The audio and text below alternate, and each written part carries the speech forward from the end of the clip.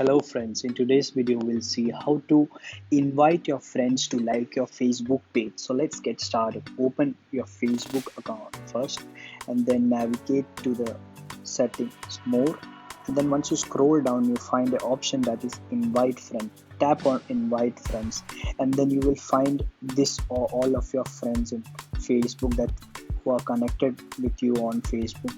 So if you don't want to send this invitation to all of them, you can select few and then you can send invitation to them. But if not like that, if you have to send it to all your Facebook friends you're connected with, you can tap on select all and then you can see that I have selected 574 people from my Facebook, and then you can tap on send invitation and it's the invitation sent. So this is how you invite your friends to like your Facebook page. So I hope you liked our video. If you liked our video, subscribe to our channel, press the bell icon for more updates.